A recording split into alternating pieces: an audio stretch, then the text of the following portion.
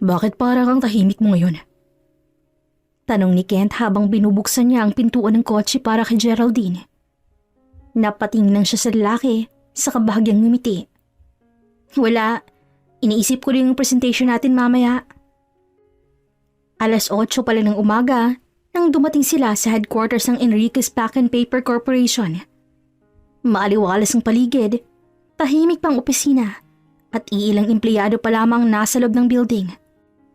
Tulad ng nakasanayan, si Geraldine ay naka-corporate slacks at plain white blouse na halos walang makeup. Maliban sa manipis na pulbo at konting lip balm. Sa kabila ng simpleng ayos, may oras siyang hindi basta-basta. Kasabay ni Kent, dumiretso sa elevator packet sa kalamang palapag kung saan naroon ang main conference room. Habang nasa loob ng elevator, mabilis siyang nag-check sa kanyang handbag at napahinto. Oh no! Anong meron? Hindi ko pala nadala yung laptop ko. Naiwan ko sa study table sa bahay. Nandun lahat ng reports ko eh. Hindi ko na-save sa cloud. Sabihin na lang natin si Liza. Siya na lang kukuha. Busy si Liza sa finance. Tinutulungan niya yung audit team. Huwag na natin siyang istorbohin. Di, ibang staff na lang. Hindi na. Ako na lang babalik. 10 a.m. pa naman ang board meeting, di ba? Makakabalik ko ng maaga. Ayaw mo bang samahan kita? Ako na lang magmaneho. Kent. Sabay tingin rito at ngumiti. Ako na. Hindi mo na kailangan sumama. Saglit lang to.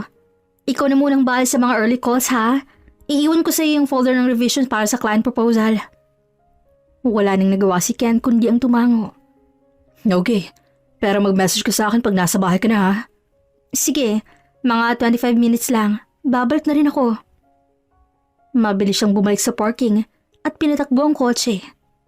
Habang nagmamaneho, sinubukan niyang hindi ma-frustrate sa kanyang sarili.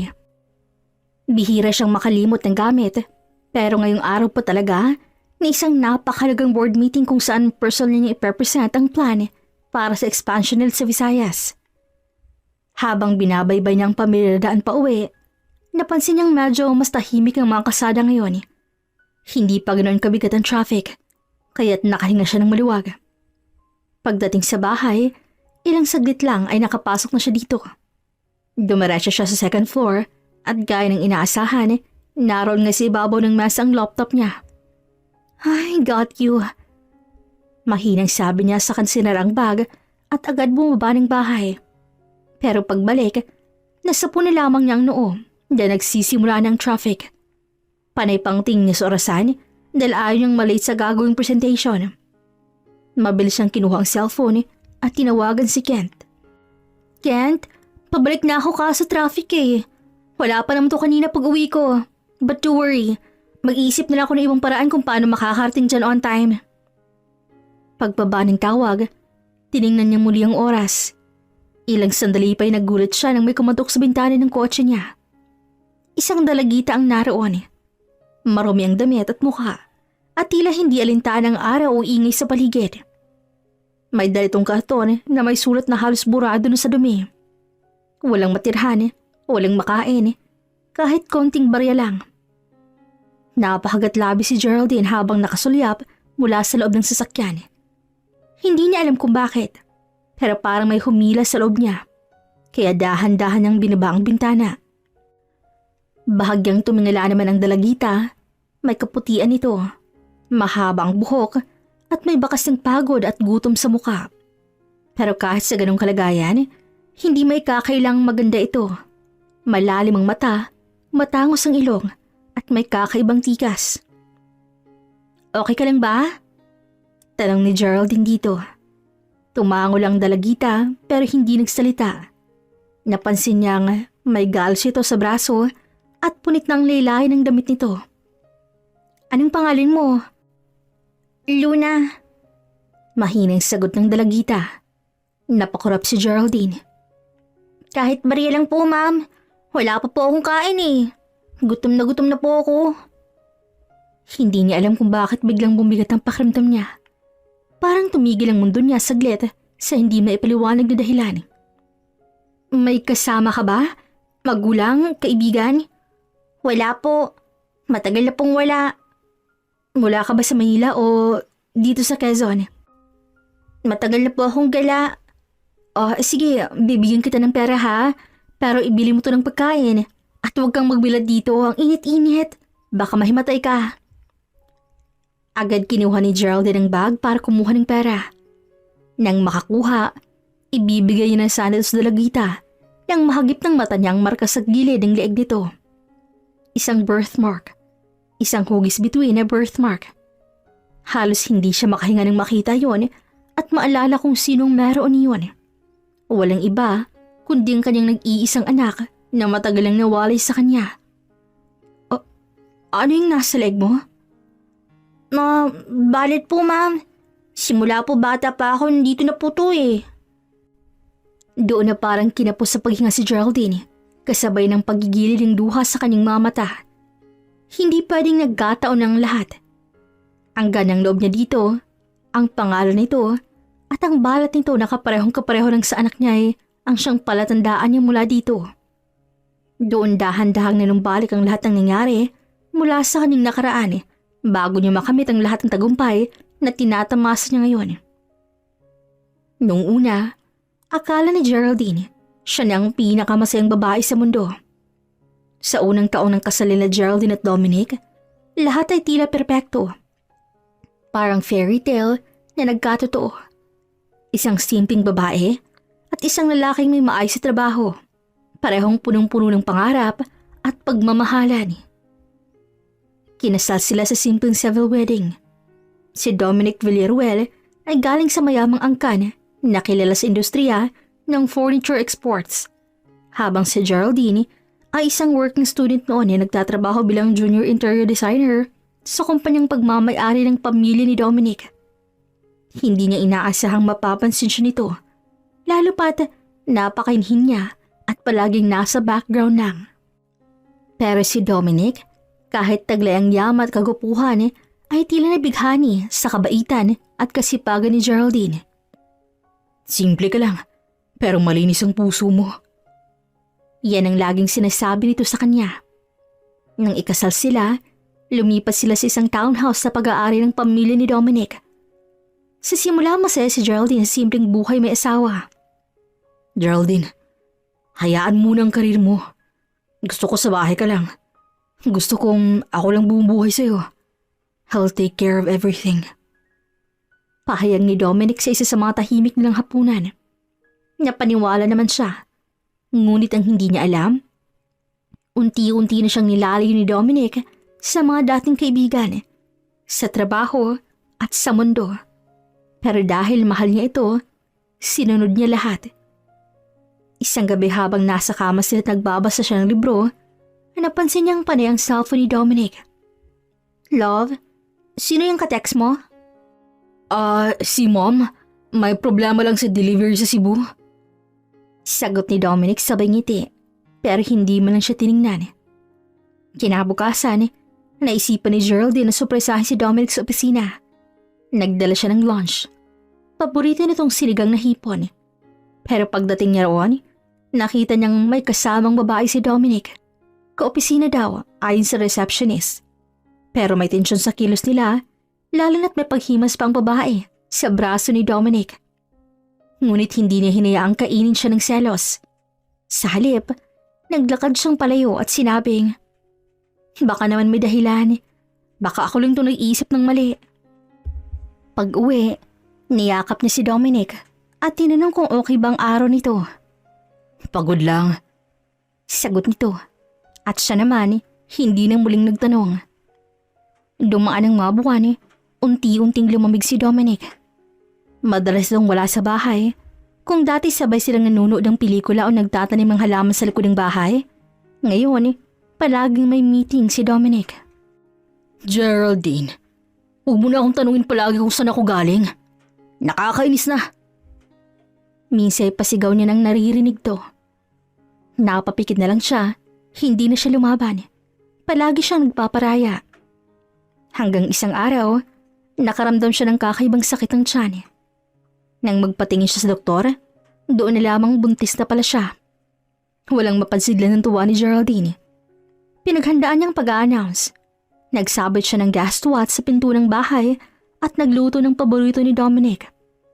Pero pagdating nito, ito agad ang unang napansin ni Dominic. Ano to, mahal? Pregnant ako. Tumulo ang luha sa kanyang pisngi sa sobrang saya. Napahinto si Dominic. Ilang segundo siyang nakatingin doon na para bang hindi agad ma-process sa isip niya. Nang makuha niya ng ibig sabihin, dahan-dahang lumaki ngiti niya, sabay napatingin kay Geraldine. Wait lang. Buntis ka? Totoo to? Tumango si Geraldine. Oo, 3 linggo na. Biglang niyakap siya ni Dominic ng mahigpit. Oh my God, Geraldine. This is the best news ever. Magiging tatay na ako. Salamat, mahal ko. Salamat. Nang kumalas ng bahagya, hinawakan niyang mukha ni Geraldine. I'm sorry kung minsan stress ako, ha? Or kung may mga araw na parang wala ako sa sarili. Pero simula ngayon, hindi na kita pababayaan. Lalo na ngayon may baby na tayong dalawa. Hindi mo naman kailangang mag-sorry. Huwag kang masyadong magpagod, ha? Ako nang bahala sa lahat. I'll take care of you and the baby. Magpahinga ka palagi. Promise ko, you'll feel loved every single day. Bulong ni Dominic habang hinahaplos ang tiyan nito, na kahit wala pang bumubukol, ay para bang naroon ang buong mundo sa mga palad niya. Thank you, Dom. No, mahal ko. Ako ang dapat magpasalamat. Binuhay mong puso ko. At ngayon, binubuo mo ng pamilya ko. Mula noon, naging mas malaga si Dominic.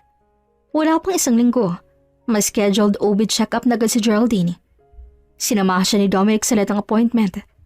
Lahat ang gusto niyang pagkain, kahit pa 12:00 ng gabi, sinisikap ni Dominic na hanapin o pa-deliver. May mga gabi rin ginagawa siya ito ng mainit na gatas, tapos sasabayan siya sa kama habang hinihimas ang tiyan. Tuwing gabi, lagi nitong kinakausap ang sanggol sa tiyan niya. Hi baby, this is Daddy. Konting months na lang, makikita na kita. At si Geraldine, habang pinagmamasdan si Dominic na puno ng pagmamahal at pangarap para sa magiging anak nila, hindi niya mapigil ang mapangiti at magpasalamat sa taas dahil napunta siya sa isang responsableng lalaki. Akala ni Geraldine ay maayos ang lahat. Sa kabila ng mga pinagdaan nilang silusan at pag-a-adjust, naramdam niyang unti-unting bumabalik ang dati nilang lambingan ni Dominic. Ngunit ang kapayapaan ay tila isang ilusyong hindi tumatagal. Isang gabi, habang nag-aayos si Geraldine ang gamit ni Dominic, may nahulog mula sa loob ng bag nito. Isang bagay na tumigil sa mundo niya kahit ilang segundo lang. Isang pulang panty. Maliit, lacy, at halatang hindi sa kanya. Hindi siya nagsusuot ng ganon, lalo na ngayong buntis siya. Napaupo siya sa gilid ng kama, hawak pa rin ang tela sa nanginginig na kamay. Parang binuhusan ng malamig na tubig ang buong katawan niya. Hindi siya agad umiyak. Hindi siya sumigaw. Nanatili lang siyang tahimik at doon niya napagtantong bumabalik na naman ang mga hinala niyang hindi nawala. Pagkarinig niyang bumukas ang pinto ng kwarto, agad niyang tinago sa likod ng panty at pilit inipon ng lakas para harapin si Dominic. Love, uwi sana ako ng late eh. Kaso napagod ako sa presentation. Wika ni Dominic, pero natigilan ng makitang ekspresyon ng asawa. Oh, anong problema? Tahimik pa rin si Geraldine hanggang sa marahan niyang inilapag ang pulang panty sa ibabaw ng kama. Wala siyang sinabi, pero sapat na yun para manginig ang tuhod ni Dominic. Anong ibig sabihin nito? Napaatras si Dominic. Wait, Geraldine. Hindi ko alam kung saan galing yan. Baka prank lang ng mga barkada ko. Baka nilagay lang nila. Prank? Prank sa bag mo? Sa mismong bulsa? Panty ba talagang biruan sa opisina ngayon? Hindi sa akin yan. Baka naiwan lang. Baka...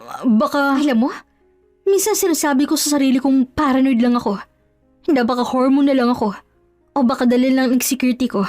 Kaya ang daming ko close na babae. Pero ito? Ano pa bang excuse mo ha, Dominic? Geraldine, I swear. I swear to you, wala akong ibang babae. Hindi ako gagawa ng ganun lalo na ngayong buntis ka. Mahal kita. Mahal kong anak natin. Kung mahal mo kami, bakit may panty ng ibang babae sa bag mo? Halos hindi makasagot si Dominic. Napayuko siya na tila pinipilit isipin ang susunod na sasabihin. Pero sa bawat segundo ng katahimikan niya, unti-unti namang nababasag ang tiwala ni Geraldine. Sabihin mo na lang kasing totoo. Hindi na ako bata. Hindi rin ako bulag. Hindi ako hangal, Dominic. Lumingon si Geraldine at tinungo ang pinto ng kwarto. Saan ka pupunta? Sa guest room. Ayoko munang makitang mukha mo. Ayoko munang marinig ang mga kasinungalingan mo. Hindi na siya lumingon pa. At sa unang pagkakataon mula nang ikasal sila, tuluyang naramdaman ni Geraldine na may padana na mamagitan sa kanilang dalawa. At kahit pa itanggi ni Dominic ang lahat, ang pulang panting yon ay parang lasa na pumatay sa tiwala niya. Ngunit sa kabila ng pagtatalo at mga luha, hindi maitatangging mahal pa rin ni Geraldine si Dominic. Kaya kahit pilit niyang pinipili ng sarili, unti-unti siyang nauutos sa matatamis itong salita. Nasanay kasi siyang laging may Dominic sa kanyang tabi. Sa tuwing nalulungkot siya, sa tuwing takot siya, at sa tuwing kailangan niya ng karamay. At ngayon, kahit nabasag ang tiwala niya, kahit ramdam niyang may hindi tama. Nang bumalik si Dominic na madalang bulaklak at may pa-take out pa na paborito niyang sinigang at may yakap na parang gusto niyang paniwalaang totoo pa rin. Napaiyak na lang siya habang hinahayaan ng sariling muling mapalapit dito. Sorry, mahal. Sorry talaga. Wala akong ibang babae. Nananaginip ka lang. Baka yung mga tropa ko lang yun. Prank lang siguro. Masyado ka na kasing stress kaya mo naisip yun. Hindi ko alam, Dom. Ayoko nang mag-isip. Nakakapagod. Umiyak pa rin si Geraldine habang nakayakap dito. Ramdam niya pa rin ang bigat sa dibdib. Pero, mas matimbang pa rin ang takot niyang mawala ito sa kanya. Hindi kita iiwan. Lalo nga nang buntis ka. Ako pa ba? Mahal kita. Wala akong gagawin para saktan ka. Sorry kung naging pabaya ako. Pero wala akong ginagawang masama. At doon niya naman siya nadali. Sa mahal kita, sa hindi kita iiwan, at sa ako pa ba? Dahil totoo rin naman. Kahit ilang beses siyang nagduda, hindi pa rin niya nahuhuli si Dominic sa aktong may babae. Wala rin itong masyadong oras lumabas. Lagi rin namang nauuwi sa bahay at kung hindi man, may trabaho itong kailangang asikasuhin. Isa pa, kilala niya ang pamilya ni Dominic. May pangalan, may negosyo. Mataas ang reputasyon. Sa isang banda, nahihiya rin siyang umeksan at baka siya pang lumabas sa kontrabida. Simula nang magkabalikan sila ng loob at tapos ang away, mas naging maalagi si Dominic. Laging may paalmusal bago siya magising.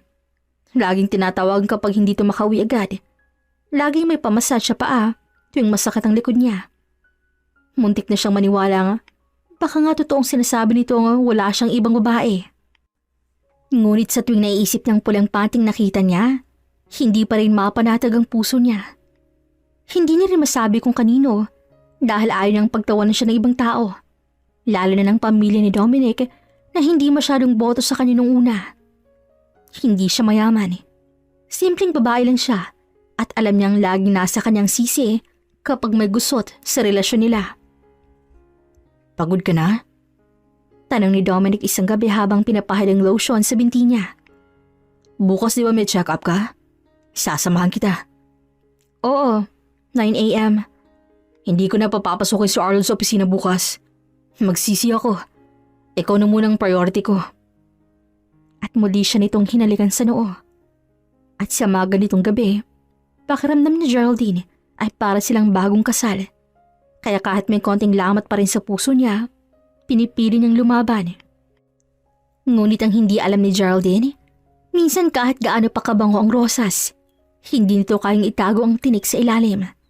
At ang mga tinik na yon, kahit gaano maiwasan, darating din ang oras na sasabit at sasakit.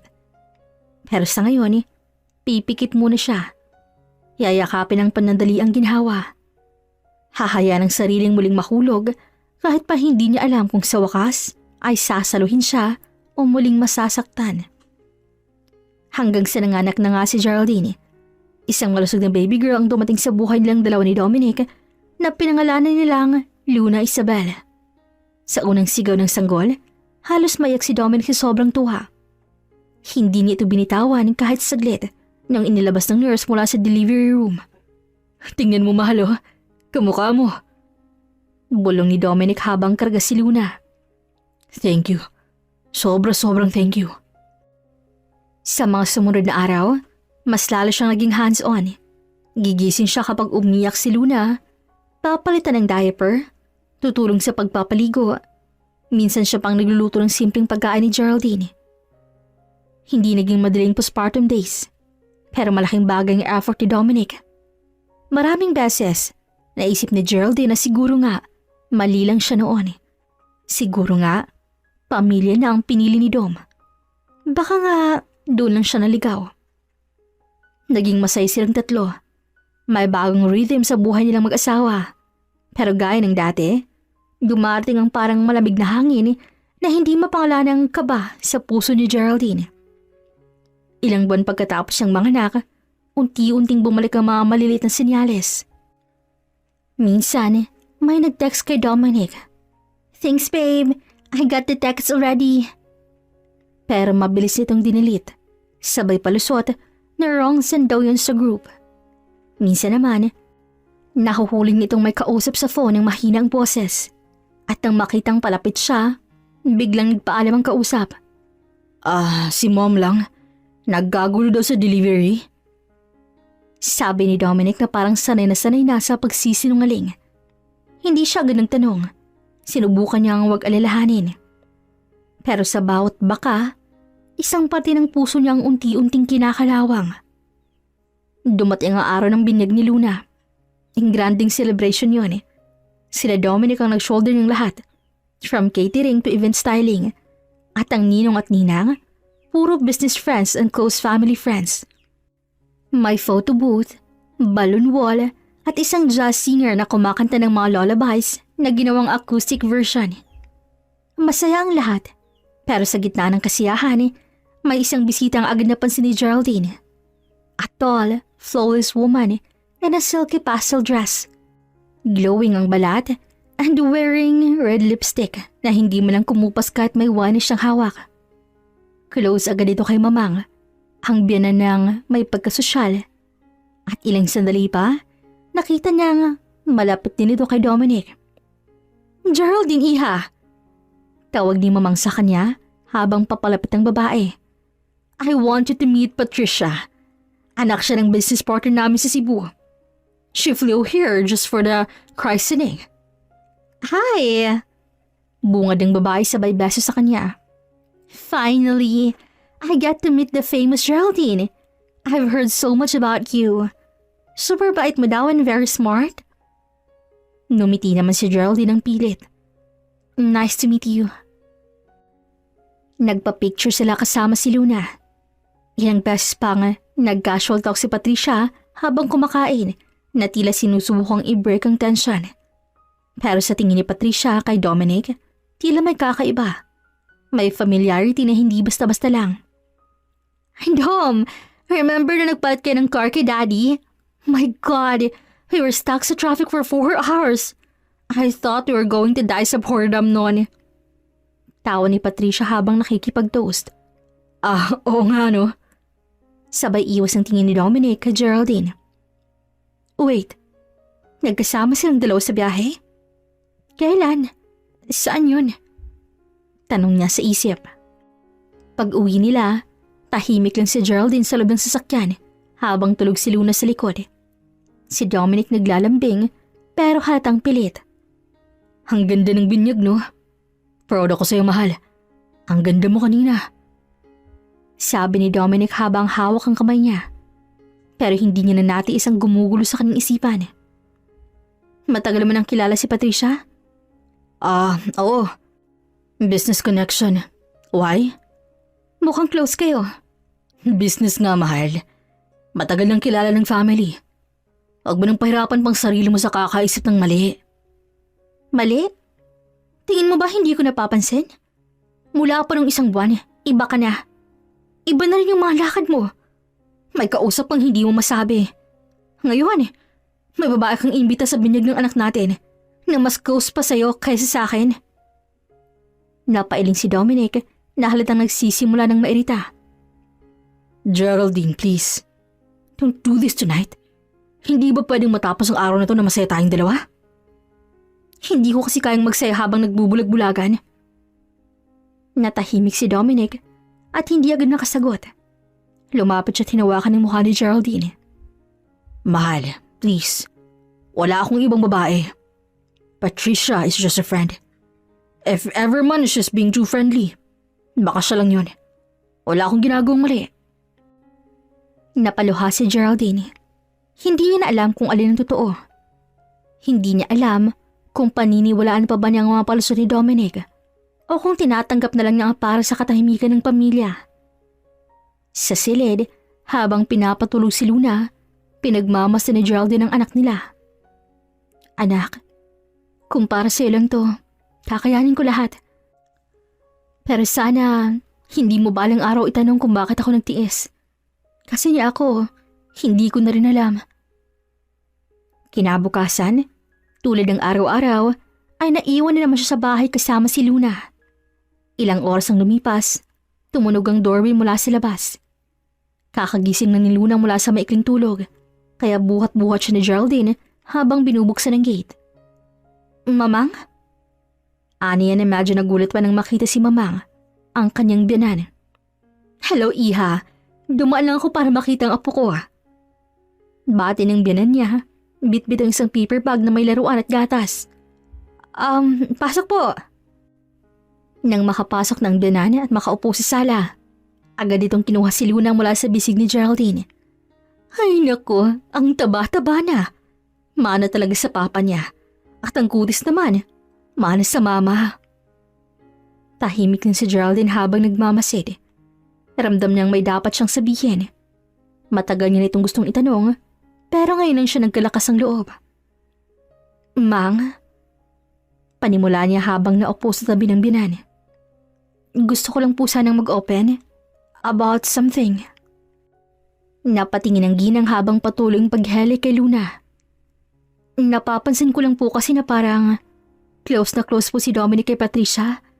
Anong binyag? Hindi po ba kayo nagyaya sa kanya? Nagkibit balikat lang ang matanda. Anak siya ng kaibigan namin sa negosyo. Matagal namin kilala yon, pati si Patricia. Wala namang masama kung minsan naiimbita sila, di ba?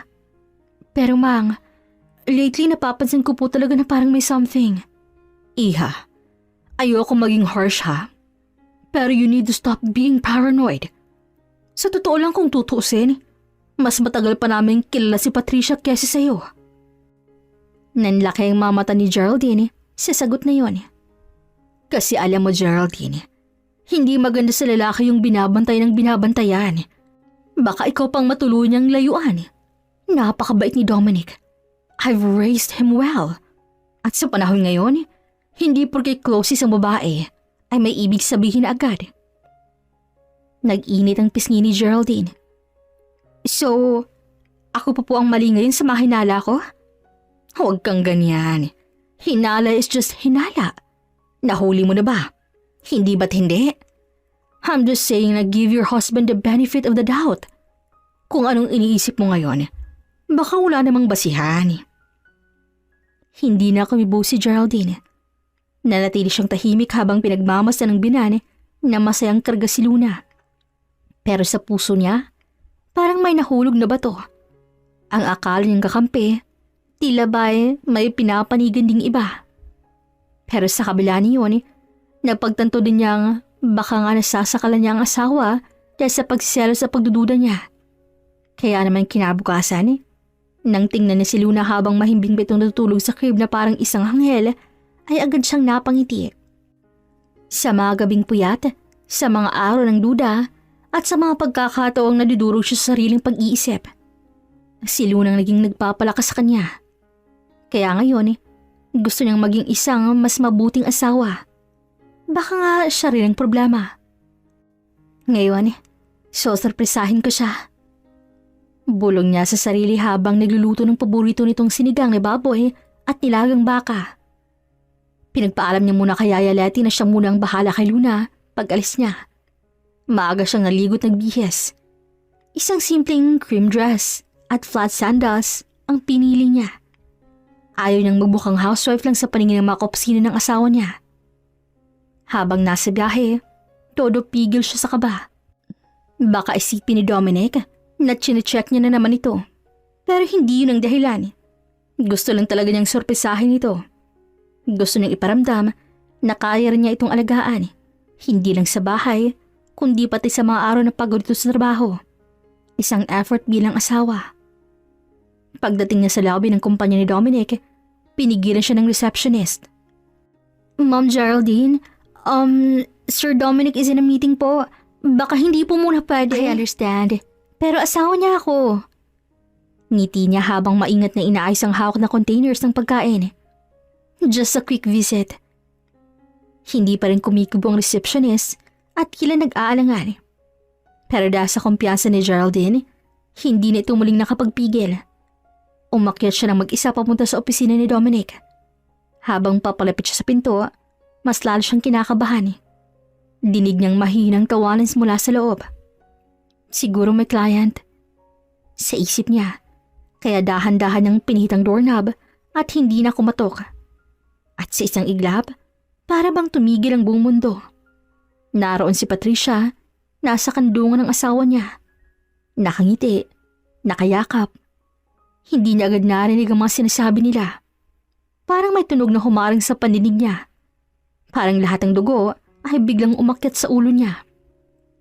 Si Dominic, gulat na gulat. Agad yung tinulog si Patricia palayo at tumayo. Geraldine!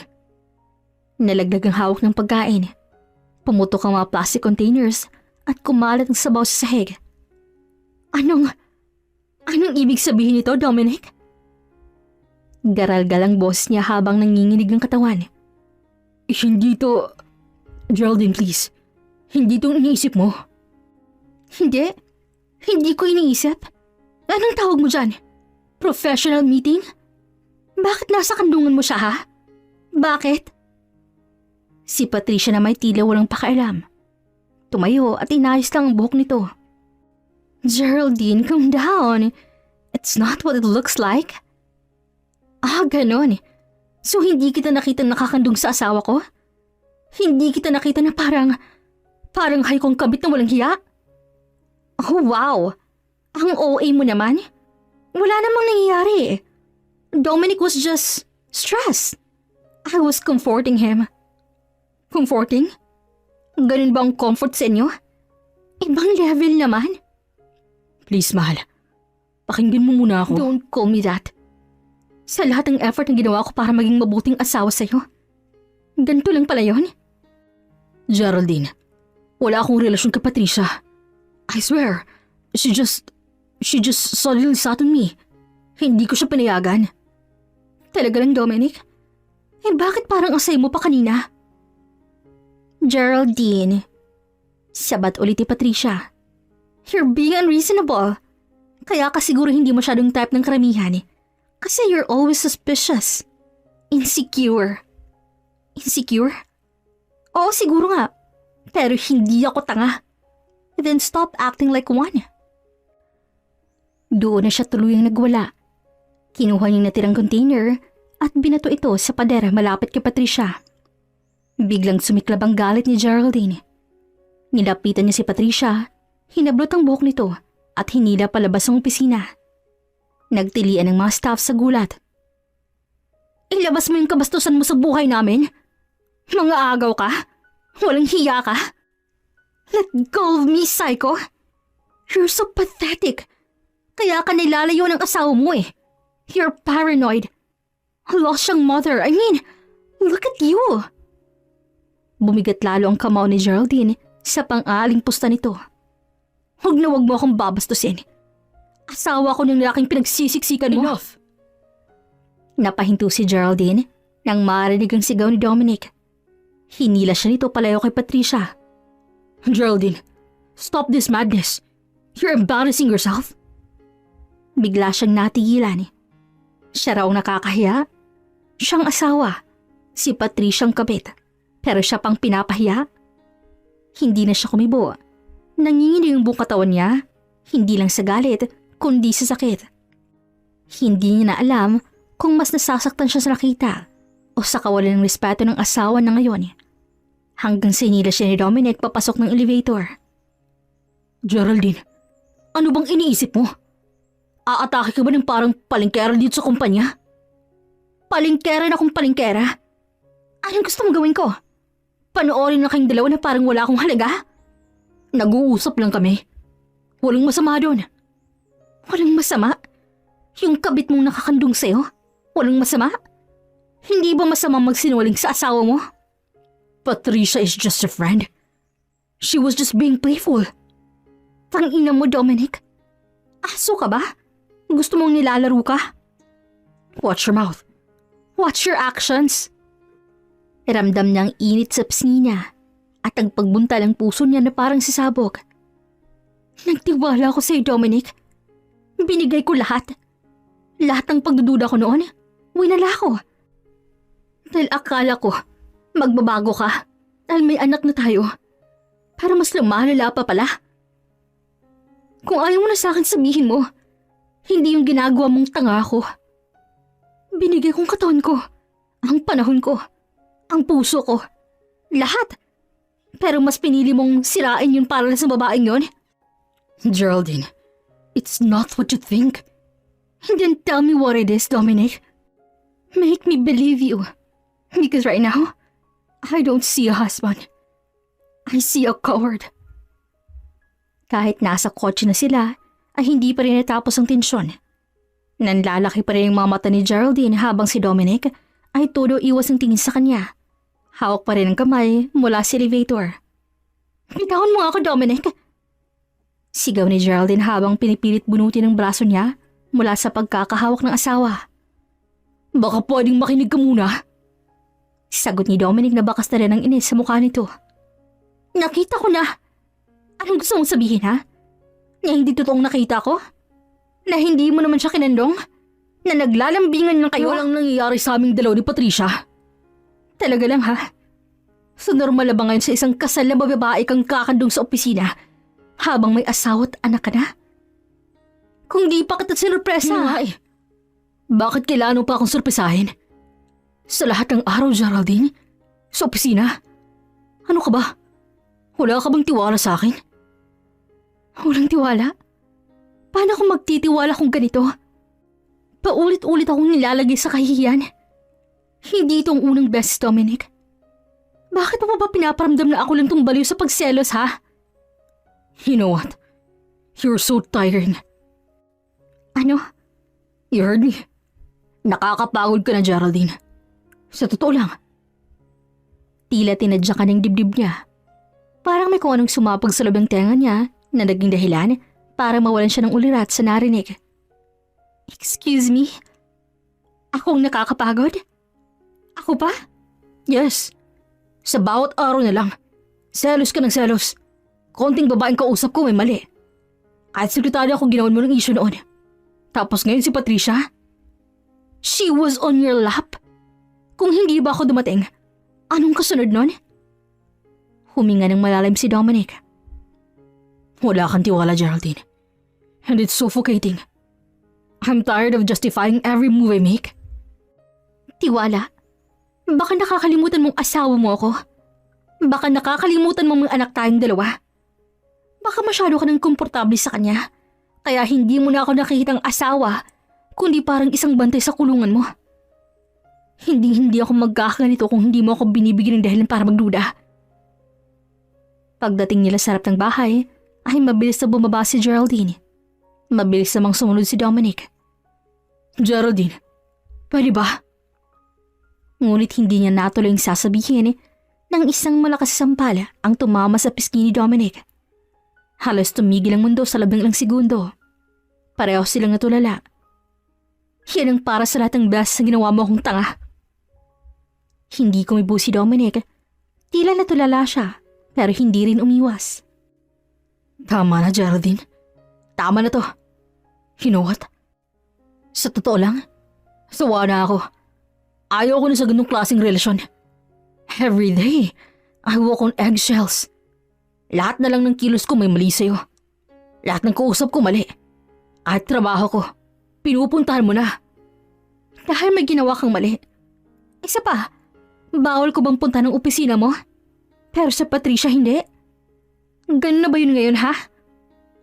At ikaw, walang pagkukulang? Lagi kang nagmamagaling. Palagi kang tama. Lagi kang biktima. Pero hindi mo nakikita kung paano mo ko sinasakal. So ano ngayon? Yun lang bang dahilan? Kaya mo siya kinendong? Kaya mo ako pinagpalit? Wala akong relasyon kay Patricia. Pero hindi mo rin siya tinulak palayo. Hindi mo rin sinabi sa kanya na mali yung ginagawa niya. Kasi nasanay ka na. Nasanay kang palaging akong mag-a-adjust. Akong magpapatawad. Akong mananahimik. Kung ganito ka palagi, Geraldine, then let's just fix our annulment. Parang biglang nag-collapse ang mundo ni Geraldine. Tila may bombang sumabog sa tenga niya. Dinig na dinig niya ang tibok ng puso niyang unti-unting humihina, hindi dahil sa kahinaan, kundi sa sakit. Oh, ha? Dominic, anong sinabi mo? Annulment, Geraldine. Maghiwalay na tayong dalawa. Hindi ko na kaya ito. Hindi na to healthy. Hindi healthy? At ako pang problema? Akong dahil kung bakit hindi healthy ang relasyon nating dalawa? Wala akong ginagawa. Ilang beses ko bang sasabihin sa'yo yan ha? Paranoid ka lang. Hindi mo lang ang buong kwento. Hindi ko kailangang malaman ng buong kwento, Dominic. Sapat ang nakita ng dalawang mata ko. Umiling si Dominic, lumayo, at binalibag ng isang unan sa couch. Lagi na lang ganito. Lahat na lang ng kilos ko pinagdududahan mo. Lahat na lang ng babae sa paligid ko kaaway mo. Geraldine, pagod na ako. Pagod ka? Paano mo nasasabi yan? Ako tong walang tulog, walang pahinga. Binuhos ang lahat sa pagiging ina't asawa. At ngayon ako pang dalan kung bakit gusto mo makipaghiwalay. Kaya mo ba ito sinasabi dahil gusto mo nang maging malaya? Gusto mo nang lumaya para sa kanya? Hinampas niya ang dibdib nito habang umiiyak. Stop it! Hinawakan nito ang kamay niya para pigilan. Hindi ito tungkol kay Patricia. Hindi ito tungkol sa ibang babae. Ito tungkol sa ating dalawa. Sa pagkasira natin. Sa pagiging toxic ng relasyon nating dalawa. At ang anak natin, Dominic. Si Luna. Paano siya? Sa akin siya mananatili. Parang kinoriente si Geraldine sa narinig. Ano? Paano mo nasabing sa'yo mapupuntang anak nating dalawa? Ako ang ina. Akong nagluwal sa kanya. Akong nagdala sa tiyan ko ng 9 na buwan. Kung tutuusin, wala kang karapatan sa anak ko. Talaga? Baka nakakalimutan mong lahat ng kinakain mo dito. Pera kong ginagamit. Apelido kong dala ni Luna. Kasal tayo. Kaya paano wala akong karapatan sa anak ko? Isa pa, wala kang kakayahang palakihin si Luna. Anong may bibigay mo? Wala kang trabaho. Wala kang pera. Nakadepende ka lang sa akin. Wala kang mapapatunayan sa korte. Hindi perang batayan para maging magulang, Dominic. Hindi negosyong pagiging ina. Hindi mo pwede akong alisin sa anak ko. Wala kang kakayahan. Hindi mo kayang buhayin ng sarili mo, Geraldine eh. At kung magpupumilit kang kunin si Luna, I'll make sure na kahit saan ka mag-apply, wala kang trabaho makukuha. I own connections. I'll destroy your credibility. You'll never win against me. Wala kang puso. Ikaw ang dahilan kung bakit walang pagmamahal ko. Lahat ng ginawa ko sinayang mo dahil sa kaibangan mo. Dahil may dahilan ako. Dahil hindi ko lang yun invento, Dominic. At ngayon gusto mong burahin ako sa buhay ng anak ko? Dahil lang ayaw mo na sa akin? Magpaalam ka na ng maayos habang may respeto pa akong natitira pa sa'yo. Hindi ako alis. Hindi ako bibitaw kay Luna. Kahit mawalan ako ng lahat. Kahit gibain mo pang pangalan ko. Hindi mo ako mapipigilan. Lumaban ka man gamit ang pera mo, Dominic. Ako lalaban ako bilang isang ina. Then, I'll see you in court. Malamig na sabi ni Dominic bago ito lumabas ng bahay at sinara ang pinto ng mariin. Naiwan si Geraldine na nakaluhod sa sahig. Nanginginig at umiiyak. Sa dibdib niya, parang may napunit. Pero sa ilalim ng lahat ng sakit, unti-unting umusbong ang alab ng isang ina na handang ipaglaban ng anak sa kahit anong laban, kahit gaano pa ito kabigat at kahit gaano pa kasakit. Ilang araw lang lumipas, nakatayo si Geraldine sa harap ng judge. Naninigas ang madaliri at pilit pinipigil ang panginginig ng tuhod at luha sa mga mata. Tumayo rin si Dominic sa kabilang panig nasa tabi ng kanyang abogado. Malinis ang suot at tila ba kampanteng alam niya ng magiging desisyon. Mas lalong napakayom si Geraldine sa kanyang kamao nang makitang nandoon si Patricia at nakangiti pa ito habang nakatingin sa kanya. Ang salitang custody battle at tila kwento lang sa telebisyon dati. Pero ngayon, atong gumugupo sa kanya. Hindi na rin lubos na inaakalang aabot sila sa gantong punto na maghaharap sila sa korte para malaman kung kanino mapupunta si Luna. Naaalala niya pa kung paano niya plinanong itakas si Luna pero nahuli siya ni Dominic. Sinubukan niya rin kausapin ng mga empleyado sa kumpanya ng asawa na maging testigo para masampan niya ito ng kaso laban sa pambababae nito. Pero lahat ay ayaw tumulong sa kanya. Your Honor, maring sabi ng abogado ni Geraldine. Ang aking kliyente ay nagluwal sa bata. Siyang nag-alaga rito simula una. Ang gusto lang po niya ay ang karapatang makasama ang kanyang anak. Ngunit mabilis ang naging sagot ng abogado ni Dominic. With all due respect, Your Honor, our client, Mr. Villaruel, can provide a stable home, consistent support, and proper guidance. Mrs. Villaruel will respect her being the biological mother, has no clear source of income, no permanent residence, and no stable job. Nanlumo si Geraldine. Hindi niya may paliwanag kung paano naging base ng korte ang kakayahan lang sa pinansyal at hindi ang puso. Gusto niyang isigaw ang lahat. Gusto niyang ilabas ang sama ng loob. Pero wala siyang boses na marinig sa silid ng husgado dahil kahit sigaw man ng ina ay hindi kayang talunin ng impluwensya ng kapangyarihan. Matapos ang deliberasyon, bumalik ang judge. After thorough evaluation of both parties, the court grants sole custody of the minor child, Luna Isabel Villaruel, to the father, Mr. Dominic Villaruel. Tuluyan ang gumuha ang mundo ni Geraldine. Hindi siya agad tumayo. Nanatili siya nakaupo sa bench kahit nagsimula nang lumabas ang mga tao. Sa hallway nandoon si Dominic, nakarga na si Luna na mahimbing nang natutulog. Hawak ito ng isang staff kanina habang nasa loob sila ng courtroom. Ngayon, tanging pag-iyak na lamang kanyang magagawa. Dominic, please. Akin na si Luna. Akong ina niya. Alis kami, lalayo. Hahayaan ko na kayo ng kabit mo. Please, mahawa ka. The court already decided. You had your chance. You lost. Dahil wala akong pera? Dahil wala akong koneksyon? Dahil wala kang kakayang palakihin siya. Now, I'll make sure na hindi mo na siya makikita. Napakawalang puso mo. Ikaw na nga itong gumawa ng kasalanan. Ako pang agrabyado. Hinabol niya ito at pilit hinawakan ng braso. Ngunit, tinapik lang siya nito palayo. Kung ganito ka palagi, Geraldine, hysterical, irrational, selfish, then, let's finalize our annulment paper after this. At least, wala ka nang dahilan para guluhin pa ako. You can play the victim all you want. Pero sa dulo, ikaw ang may kasalanan kung bakit tayo nauwi sa ganito. You always play the martyr. Dahil ako nga ang biktima. Akong nasaktan. Akong niloko at akong iniwan. Pero walang nakarinig sa akin. Walang naniwala kahit ang batas. Baka kasi wala kang ebidensya. O baka kasi nagsisinungaling ka lang. Alam mo, sayang na ang luha mo sa pag-iyak. Tapos na, talo ka na. Sabay alis nito. Ngunit nagpaiwan si Patricia na tiningnan siya mula ulo hanggang paa. Look at you. Kawawa ka naman. And oops, may i-reveal nga pala akong secret. Lumapit ito at bumulong.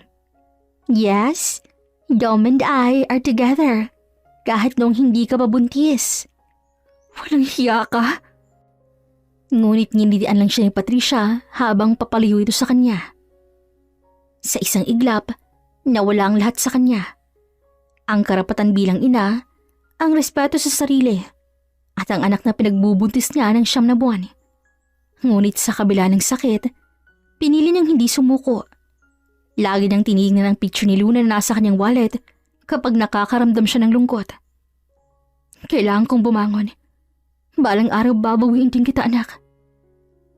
Lumipas ang ilang buwan, bitbit ang ilang piraso ng gamit, nagtungo si Geraldine sa Maynila. Namasukan siya bilang kasambahay sa isang maliit na mansyon sa New Manila kay Don Eladio Vergara, isang kilalang negosyante sa larangan ng agribusiness at supply chain logistics. Simple lang ang intensyon niya, makahanap ng trabaho, mabuhay araw-araw, at unti-unting ipunin ng parang maaaring maging daan upang makuha ulit ang anak. Ngunit hindi niya inakala ang bagong simula niyang ito ay magiging mas malalim pa kaysa sa inaakala niya. Maayos ka namang kumilos. Wika ni Don Eladio sa unang linggo niya sa bahay. Tahimik, mabilis at matalino. Halatang hindi ito talagang dating trabaho mo. Hindi siya sumagot agad. Ngumiti lang siya, pero tila may kutob na agad ang matandang lalaki. Isang gabi, nadatnan siya ng matanda sa kusina na tahimik na umiiyak habang hawak ng larawan ng anak niya. Hindi na siya nagpakipot. Isinalaysay niya ang buong kwento, ang pang-aapi sa kanya, ang pambababae ng dating asawa, at kung paano siya pinahiya sa korte. Nagulat siya nang biglang natahimik si Don Eladio. Saka ngumiti. Kilalang kilala kong lalaking yan. Si Dominic? Dominic Villaruel? Tumango si Geraldine. Matagal ko nang kaawa sa negosyong pamilyang yan. Isang beses sinulot nila ang isang government contract ko. Hindi ako naniniwala sa karma. Pero ngayong naririnig ko ang kwento mo, mukhang may plano ang langit. Hindi na nagtanong pa si Geraldine. Kinabukasan, pinatawag siya ni Don Eladio. Simula ngayon hindi ka nilang kasambahay dito. Magsasanay ka sa akin. Sa opisina ka nang tatambay. Tuturuan kita. Hindi kita tutulungan para gumanti, Geraldine. Pero tuturuan kitang lumaban sa sarili mong paraan. Doon niya nakilala si Kent, ang nag-iisang anak ng matanda. Isang binatang halos kaedad lang niya. Tahimik, matalino, pero suplado sa unang tingin. May reputasyon itong pihikan sa babae. Lagi raw nasa opisina, bihirang makipagkaibigan, at mas gusto pang magtrabaho kaysa makipagrelasyon. At sa umpisa, mukhang hindi rin siya type nito. Why is she here? Tanong ni Kent kay Don Eladio nung una silang magkakilala sa opisina. She'll assist you. Hindi lang yung kasambahay. She's a quick learner. Tinapunan siya ni Kent ng malamig na tingin, saka wala ng kibo. Pero habang lumilipas ang mga araw, hindi niya maiwasang humanga sa pagiging focused at organized ng binata. Lahat ng sulok ng negosyo ay kabisado nito. Mula sa tax strategy hanggang sa import-export regulations. Kahit napakapormal ang ugali ni Kent, marunong itong gumalang, makinig at magbigay ng feedback yang hindi nakakapanliit. Alam mo ba ang SWOT analysis? Tanong nito minsan habang sabay silang kumakain ng sandwich sa pantry. Strengths, weaknesses, opportunities, threats. Turo ni Don Eladio. Tumango lang si Kent at ngumiti ng bahagya. Good, not bad. At doon nagsimulang mabuo ang isang kakaibang koneksyon sa pagitan nila. Nagsimula silang magkasundo sa trabaho. Palaging siyang kinakausap ni Kent tuwing kailangan niyang notes para sa isang meeting o kung may kailangang i-prepare na presentation. Kapag nauubusan siya ng energy, si Geraldine ang bumibili ng kape at snack na unti-unti naging rason para mapangiti si Kent kahit papaano. Kasama niya si Kent tuwing may site visit. Tinuturuan siya nito kung paano magbasa ng business reports, paano humarap sa mga clients, at paano magbenta ng produkto kahit papuno ng duda ang mga kaharap. Laban kong laban. Sabi ni Kent minsan. Hindi porket wala kang apelidong malakas, wala ka ng laban. Create your own name. Make them regret underestimating you. At yun ang panghahawakan niya. Sa piling ni Kent at ng kanyang bagong amo, hindi lang siya nakahanap ng bagong tirahan. Nakahanap siya ng bagong tahanan, ng respeto at ng pangalawang pagkakataon para may paglaban ng kanyang sarili. Hindi siya nagmamadaling gumanti, pero alam niyang darating ang araw na yon. At sa araw na yon, hindi na siya ang dating Geraldine na kaawa-awa. Siya na ang Geraldine na marunong lumaban. Sa pagdaan ng mga buwan, mas napalapit pa nga silang dalaw ni Kent sa isa't isa. Isang araw, naabutan ni Kent si Geraldine na nakaupo sa maliit na porch ng bahay. Hawak ng isang lumang larawan ni Luna. Tahimik lang siya habang pinagmamasa ng inosenteng ngiti ng bata na tila pinipilit na alalahanin kung paano umabot sa ganung sitwasyon ang lahat. Nakasandal si Geraldine sa silya at wala sa sariling pinunasan ng gilid ng larawang may bahagyang lamat. Hindi niya napansin na kanina pa pala siya pinagmamasta ni Kent mula sa sliding glass door. Dahan-dahang lumapit ang binata na may daladalang dalawang tasa ng kape. Hindi ba kita napapasin ang umiti habang hawak mo yung picture na yan? Sabay abot ni Kent ng isang tasa. Napaling si Geraldine na halatang nabigla. Sorry, nakakastorbo ba ako dito? Umiling si Kent saka naupo sa kanyang tabi. No, pero parang gusto kong suntukin yung lalaking may kagagawa ng lahat ng yan. Si Dominic? Yeah. Kwento ni Dad lahat. Sabi niya, matagal na kayong pinahihirapan ng pamilya ni Dominic. And if I ever get the chance, I swear, I'd punch him straight in the face. Natigilan si Geraldine saka napatawa. Hindi niya inaasahang maririnig yun mula kay Kent. Kilala siya bilang tahimik, seryoso, at masyadong refined sa mga galawan. Pero ngayong naririnig niya itong magsalita ng ganito, parang bigla siyang nakaramdam ng init sa kanyang dibdib. Nakakatawa ka. Hindi bagay sa'yo ang violent, no? Hindi mo pa ako kilala. I may look like nice and boring, pero marunong din ako lumaban, no? Lalo na kapag may inaagarbyado. Biglang natahimik si Geraldine. Naiilang siya sa titig ni Kent, pero hindi rin niya maipaliwanag ang kakaibang kilig na gumagapang sa kanyang balat. Salamat. Sobrang salamat kasi ni minsan hindi mo pinaramdam na pabigat ako dito. Hindi ka pabigat. In fact, mas naging maayos ang bahay simula nang nandito ka. Pati si Dad mas relax na. Alam mo bang ngayon lang siya naging kampante na may tao siyang papagkakatiwalaan? Kahit ako, hindi ko inakalang darating sa point na mas magiging okay pa ako sa bahay ng iba kaysa sa bahay ng sarili kong asawa. Dating asawa pala. Kahit hindi pa kami annulled officially dahil wala pang confirmation sa korte. Tinuturing ko na siyang dating asawa. Kung pwede nga lang, wala na siya sa buhay ko eh. Hindi naman pwede yun. Kasi kung wala siya, hindi mabubuo si Luna, di ba?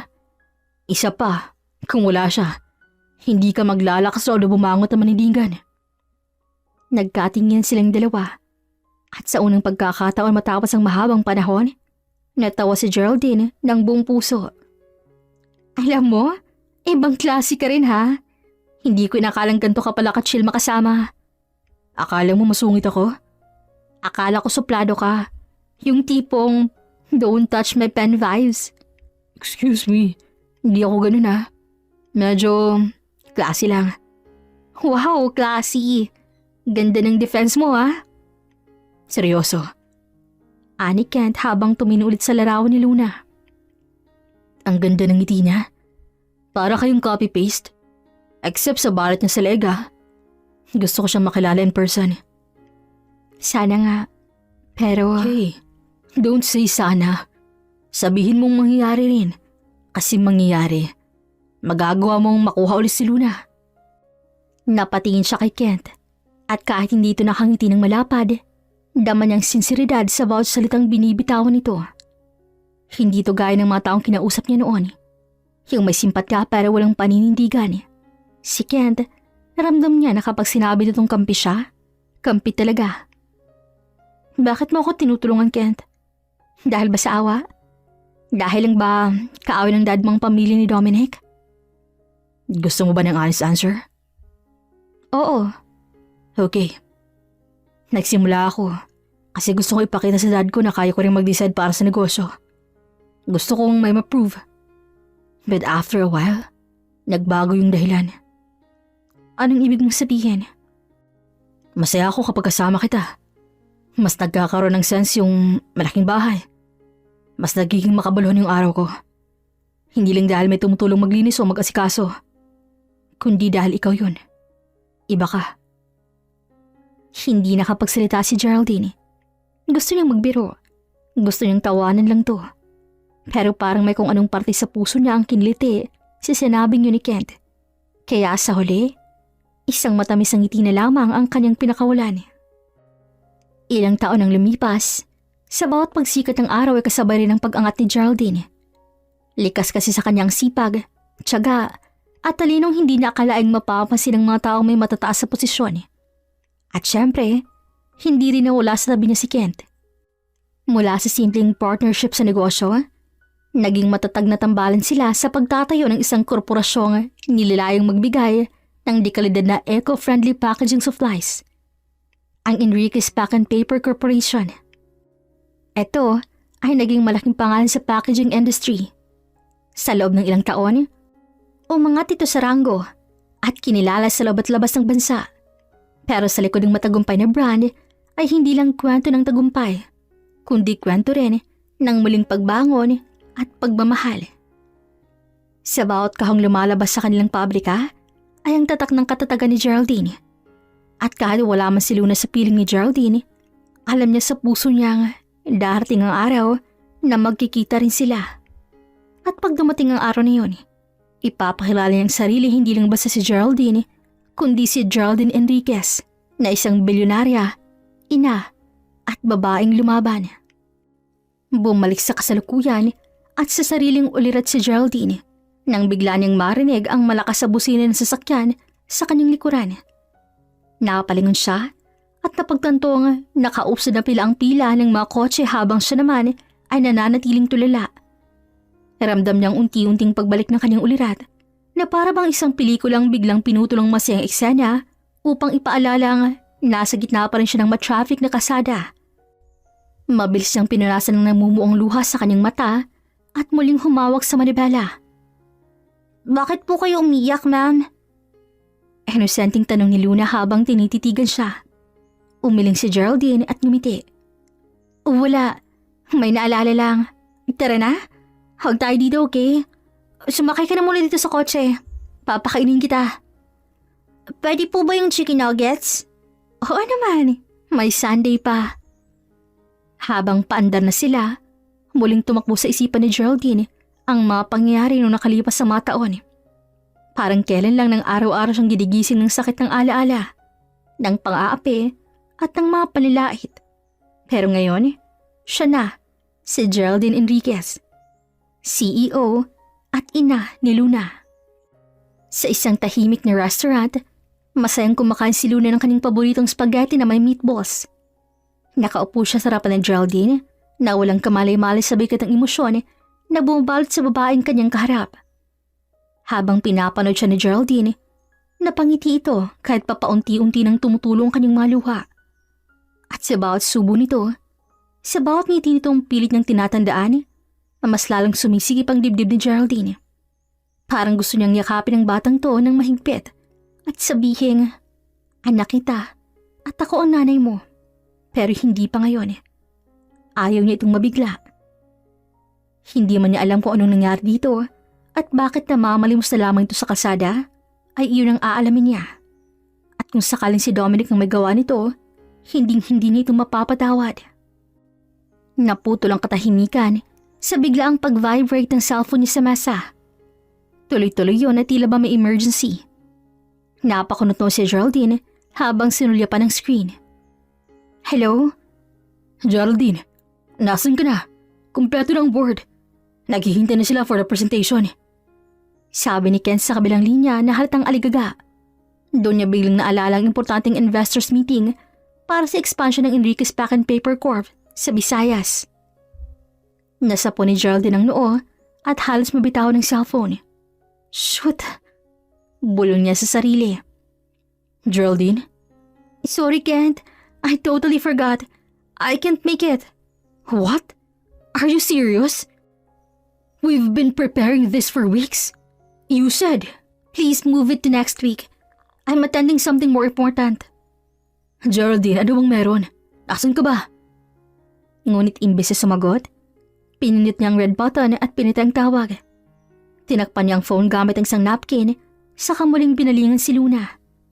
Napansin niya ang nagpose sa pagkain ng bata at nakatitig sa kanya. Ma'am? Tanong ni Luna habang may ketchup pa sa gilid ng labi nito. Umiiyak ka po ulit? Ngumiti si Geraldine kahit nanggigilid pa rin ang luha. Hindi, naiiyak lang siguro ako kasi ang sarap mong kumain eh. Alam mo Luna, kanina ko pa gustong itanong sa'yo. Kung sakaling may gustong mag-ampon sa'yo, tatanggapin mo ba? Napahinto sa pagkain si Luna at tila nagulat sa tanong. Ako po? Aampunin? Oo, kung sakaling may gustong magbigay silang bahay, ng pag-aaruga, ng pagmamahal na parang tunay na ina.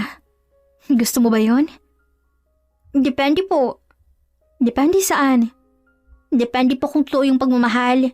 Kasi po may ibang umaampon lang para ipakita na mabait sila. Pero hindi naman po talaga. Sagot ni Luna habang nakayuko at hinahalo-halong natitirang spaghetti sa plato niya. Tila may tumusok sa dibdib ni Geraldine. Matapang at matalino ang batang to. Hindi basta-basta nagpapadala sa kagandahan ng salita. May anak kasi ako, Luna. Babae rin.